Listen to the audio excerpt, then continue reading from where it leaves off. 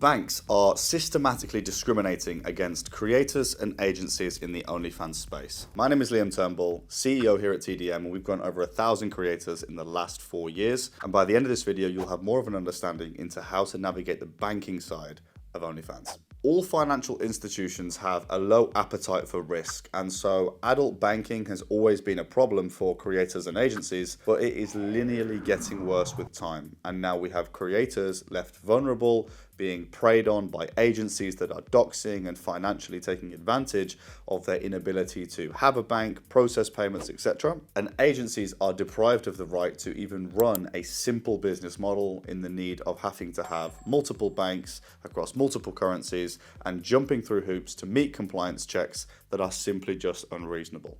And so today we're going to break it down and make it easy. Firstly, a good banking structure stems from a good company structure. Now we can get into the details of complex, offshore, overseas incorporation and banking, or we can look at local tax authority, simple setups that are easy to do. Either way, ensuring you have a proper setup structurally within your business will assist you having a super easy setup on the banking front. If you're trying to do things through a personal bank account, if your setup doesn't make any sense, then your banking setup will be a nightmare as well. Pro tip here is to understand the credentials that OnlyFans require. Lots and lots of creators here in the UK are obsessed with getting the account number and sort code correct, but pay little attention to the IBAN, which is the primary number. Each jurisdiction has its own credentials that it requires, and so understanding things like ACH, wire routing, BSB codes, IBANs, SWIFT numbers, etc. is just a basic if you want to operate an efficient financial structure. Next, we actually advise having multiple banks. There's a few reasons for this. What happens if they close your bank down? What are you going to do? Okay, because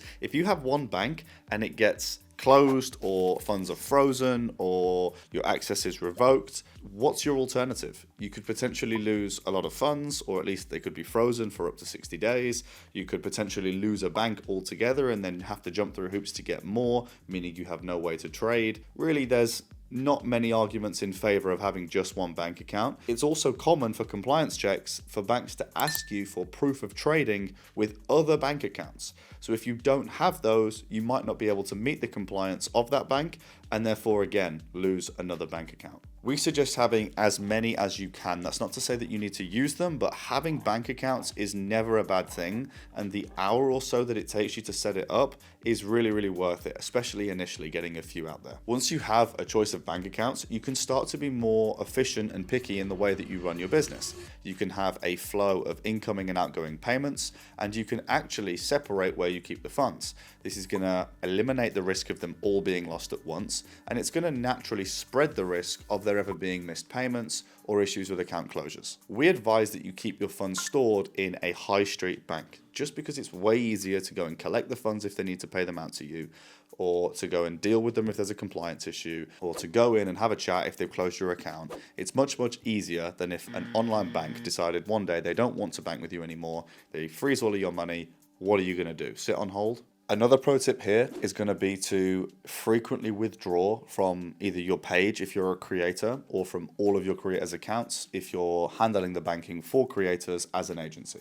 The reason for this is that you are going to have less stored in the OnlyFans account. So in the event that they decided to ban you for whatever reason, you're going to lose less money, because if there's 100K in there and they've banned you, you lose 100K. If they had the reason to believe that you shouldn't be on the platform because you broke the law or whatever it is, they have the right to reserve all of those funds and not pay them out to you. Secondly, frequent withdrawals indicates that the total transaction value is going to be less, and therefore less likely to trigger a compliance check or make the bank start to ask questions of what you're up to. And it just looks a little bit more normal if you've got a constant flow of similar sized payments arriving from similar locations. It's less likely to trigger compliance, it's less likely to be problematic, and it's a much, much easier case if you want to say, hey, look, this is a legitimate business, this is how I make money. Now, previously in the last banking video, we went over a structure whereby we tracked the funds from the OnlyFans. They flowed into an incoming bank account, they had an optional middle step of an intermediary before they then landed in the outgoing bank account and were paid out to the creator. Of course, this applies to agencies that are paying creators. This is still the advised way of doing things because it makes it that slight bit harder for a bank to determine exactly what you're up to and say, hey, we worked out that you're an OnlyFans agency, we don't condone this, and therefore, sorry, we don't want to bank with you anymore. If there is that additional step, of course they have access via open banking to check what you're up to if they need to, but if it doesn't trigger the compliance, then you have the chance to trade freely without the need for the headache. So having that flow of incoming to outgoing bank accounts is a much, much more efficient way of doing things, and I still advise that to this day. This system is by no means a complete solution, but it is absolutely a better way of doing things than just withdrawing big sums to random bank accounts or personal accounts without any clue in the world of the damage that that can cause to you and your name within the financial sector. Now, OnlyFans themselves offer some alternatives, and in the space as a whole, there are some other options, things like Cosmo, Paxum, Skrill, Melon, Stripe, PayPal, etc. Now, each of these have their own individual flaws that make them an ineffective solution as well. For example, Cosmo is a nightmare to pass KYC for a creator and even hard to pass KYB as an agency. Paxum has a notoriously bad reputation for holding funds and not paying them back out to you. Melon as a payment splitter is ineffective because it has a delay of up to a few days at times, meaning that there are potentially insufficient funds and therefore a mandate that was agreed contractually to split payments 50-50, for example, may not go ahead because of the delay, and therefore the payment wasn't able to be made, so people can still get past that system. Stripe has a very high likelihood of chargebacks and of course is not adult friendly. PayPal has a notoriously bad reputation for holding funds unnecessarily and again not being compliant with the space. And a lot of these solutions are either expensive or have really high FX fees as well, so trying to opt for one of these solutions probably isn't the best answer. And so for somebody who is simply trying to bypass the complexity of the adult space and have a simple OnlyFans banking structure, the answer is to follow these 4 steps. 1.